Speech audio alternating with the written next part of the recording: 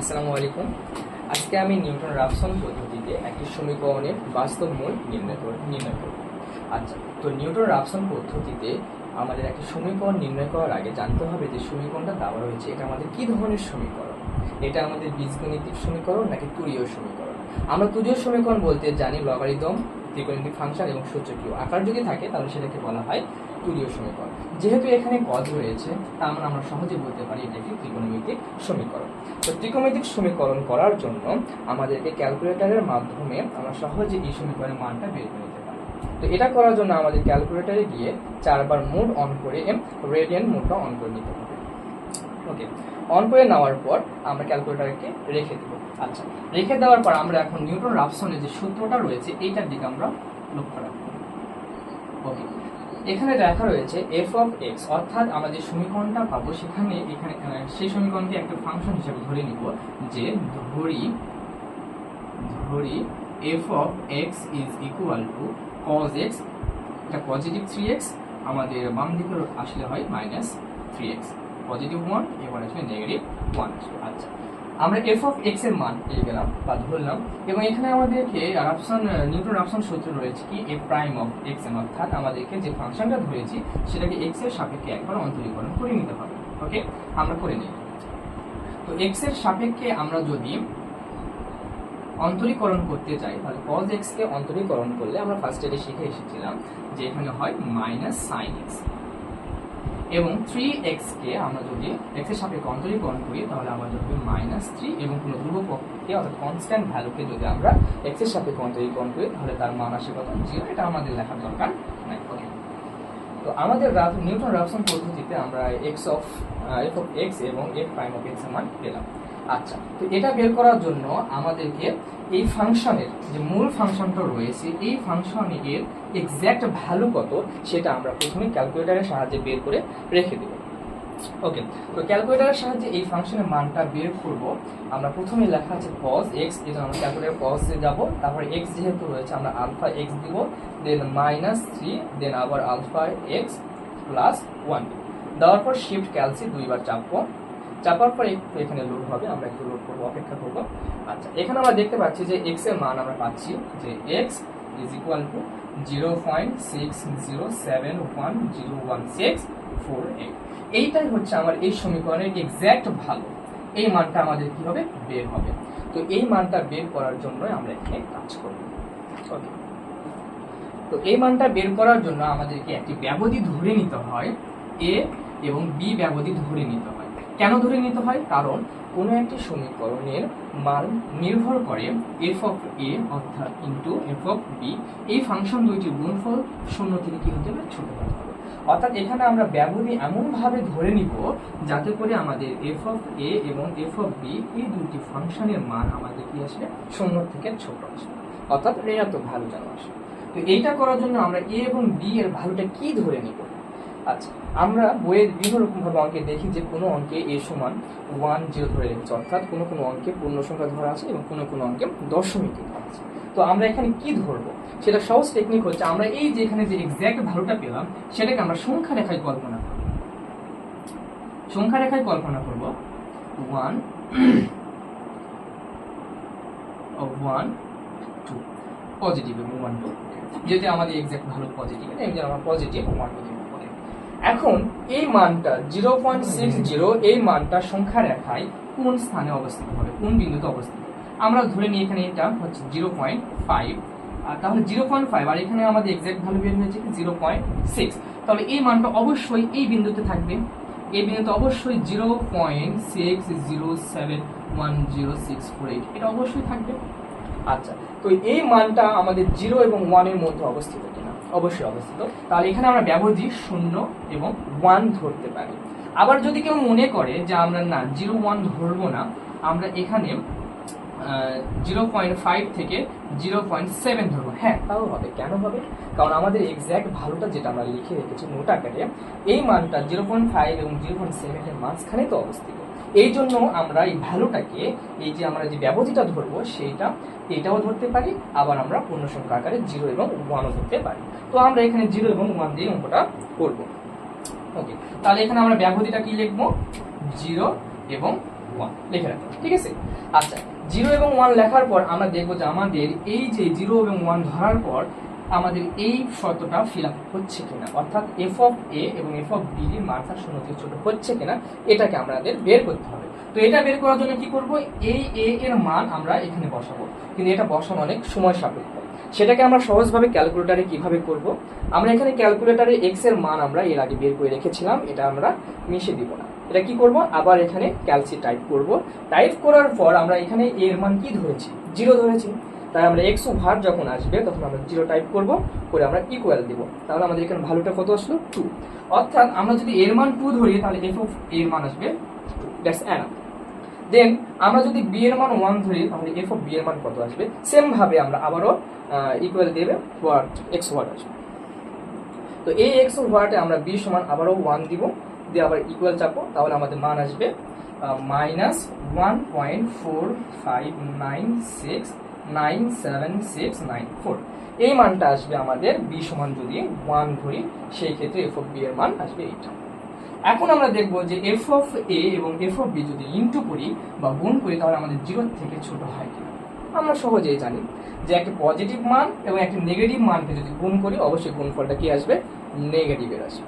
তো আমরা সহজেই বলতে পারি যে এখানে অতএব f of a into f of b এর গুণফলটা অবশ্যই 0 থেকে কি আসবে, ছোট আসবে। এই 0 থেকে ছোটটা কখন আসলো, যখন আমরা ব্যবধানটা কি ধরলাম, 0 এবং 1 ধরলাম। তাহলে আমরা এখানে লিখবো যে সুতরাং 0 এ সমান 0 এবং বি সমান 1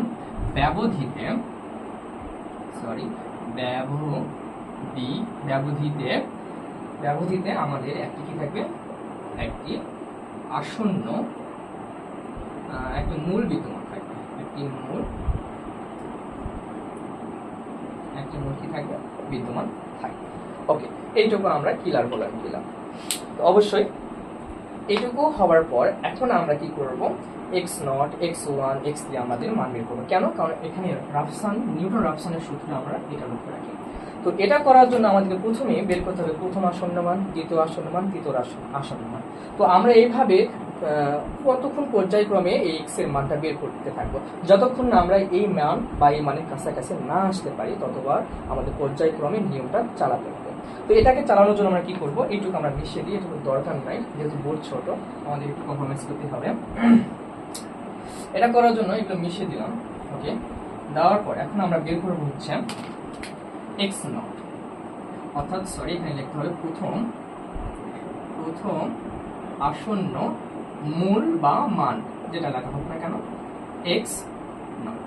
x0 এর মানের আমরা যেটা সূত্র হচ্ছে যে a প্লাস b ডিভাইডেড 2। এখানে আমরা এর মান ধরেছিলাম 0 প্লাস b এর মান ধরেছিলাম 1 ডিভাইডেড 2, তাহলে আসতেছে কত, 0.5। এটা হচ্ছে আমাদের কিসের মান, x0 এর মান।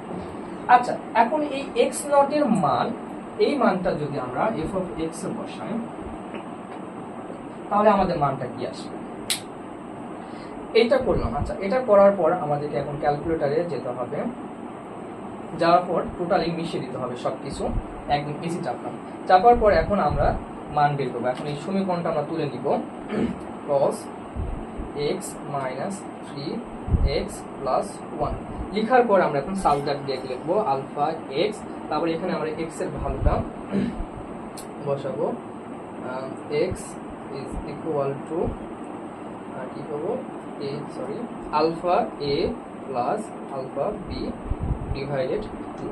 এটা করার পর ক্যালস হিসেবে আমরা দুইবার সমান চিহ্ন দিব। অর্থাৎ এখানে আমরা একটা মান পাবো কি, সেটা হচ্ছে এখানে আরেকটা জিনিস লক্ষ্য রাখি, ডিস লেখাটা উঠবে, অর্থাৎ এই ডিস মানে হচ্ছে আমাদের এফ অফ এই ফাংশনের মান, সেটা হচ্ছে -5969796। আচ্ছা, তো এখন এখানে আমরা একটু লক্ষ্য রাখি যে এখানেও আমরা যদি এই ফাংশনের সঙ্গে অন্য যে মানটা ধরেছিলাম এ এবং বি, যে কোনো এই মানের সঙ্গে যেটা গুণ করি তাহলে আমাদের এই শতটাও কি করবো, ফিল আপ করবো। অর্থাৎ তাহলে আমরা এই মানটা ধরেও আমরা মানটা বের করে নিতে পারি। ওকে, এটুকু আমরা জাস্ট দেখলাম আমাদের নেগেটিভ মান আসে কিনা, তার কারণ নেগেটিভ আর এ এবং বি এর যে মানটা ধরেছিলাম যে কোনো একটা পজিটিভ ধরলে আমাদের নেগেটিভ এবং পজিটিভ গুণ করলে আমাদের এই শতটা ফিল আপ করবে। ওকে, এখন আমরা নিউটন রাফসন পদ্ধতির এখানে x1 x2 মান বের করব। এটা বের করার দরকার নেই, জাস্ট আমরা দেখার জন্য বের করলাম। ওকে, এখন আমরা দ্বিতীয় আসন্ন মান বের করব। দ্বিতীয় আসন্ন মূল, এগুলো মিশিয়ে দিই, এগুলো আমাদের দরকার নাই বর্তমানে। আচ্ছা, দ্বিতীয় আসন্ন মূল, এটার মান হচ্ছে x1। আমরা সূত্রটাকে লিখে নিব। x1 এর সূত্র হচ্ছে, আচ্ছা সূত্রটা লক্ষ্য রাখি, এখানে যা হবে তার থেকে এক কম হবে সূত্রে। তাহলে এখানে x1 যদি হয় তাহলে এখানে হবে x0 minus f of x0 divided x prime of x। আচ্ছা, এইটা এখন আমরা কি করব, এই মানগুলো আবার কি এই ফাংশনে বসিয়ে বের করব? না, দরকার নাই, এটা আমরা ক্যালকুলেটরে সহজে বের করে নিতে পারবো। সেটা করার জন্য কি করব, ক্যালকুলেটরে একদম আমরা এসি চেপে সবকিছু মুছে দেব। দেওয়ার পর এখানে যে আমরা x0 সমান 0.5 পেয়েছি সেটা ক্যালকুলেটরে ইনপুট করব।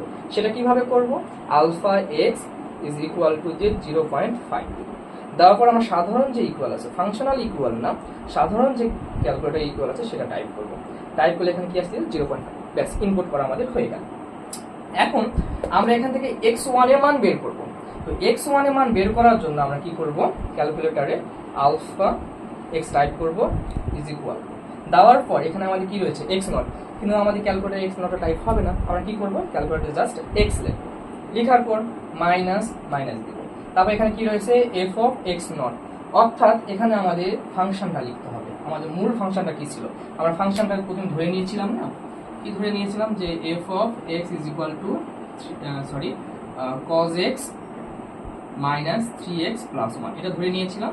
আর একটা কি ছিল x of a prime of x is equal two minus sin x minus 3, এটা এসেছিল। এইটা আমরা এখন ক্যালকুলেটরে টাইপ করব। f অফ x মানে আমরা এটাকে টাইপ করব, এখানে ব্র্যাকেট দিব, দিয়ে লিখব cos alpha x minus 3 alpha, first bracket দিলে x আসবে প্লাস 1। এইটার সঙ্গে আমাদের এটা কি আছে, ভাগ আছে, ফার্স্ট ব্র্যাকেট ক্লোজ করে দিব, ভাগ দিব, দিয়ে আবার ফার্স্ট ব্র্যাকেট দিয়ে আমরা f প্রাইম অফ x এর মানটা এখানে বসাবো। তাহলে কত আছে এখানে minus sin alpha x minus 3, দেওয়া শেষ। এখন এটাকে আমরা কি করব, জাস্ট ইকুয়াল দেব। ইকুয়াল দিলে আমাদের মানটা এখানে কত আসলো, 0.60851864 জাস্ট ওকে। আমাদের এখন লক্ষ্য রাখবো এই যে আমাদের x1 এর যে ভ্যালুটা বের হলো নিউটন রাফসনের সূত্র প্রয়োগ করে, সেই মানটা আমরা প্রথমে যে এক্সাক্ট মান বের করেছিলাম সেটার সঙ্গে মিলছে কিনা, অবশ্যই মিলেনি। এই জন্য আমরা কি করবো, এটাকে পর্যায়ক্রমে আবারও করতে থাকবো। তাহলে কি করব, তৃতীয় আসন্ন মূল, এটা করার জন্য কিচ্ছু করার দরকার নাই, জাস্ট আমরা ক্যালকুলেটরে দেখবো, শুধু আমরা সূত্রটা লিখবো x1 minus f of x1 divided x prime of x1। এটা করার জন্য কি করব, দ্বিতীয় মান বের করার জন্য কিচ্ছু করবো না, আমরা ক্যালকুলেটর আবারও ইকুয়াল চিহ্ন দিব, দিলে আমাদের মান আসছে কত 0.6071018788। এই মানটা কি এই মানে কাছাকাছি, অবশ্যই কাছাকাছি, প্রায় সেম হয়েছে, তার মানে আমরা দুই একটা করলে কাঙ্ক্ষিত মানটা চলে আসবে। তো আমরা এই সেম ভাবেই চতুর্থ আসন্ন মান বের করব, চতুর্থ আসন্ন মান বা মূল, তাহলে x3। আবার কোনো কিছু করব না, জাস্ট ফর্মুলাটা আমরা লিখে রাখবো।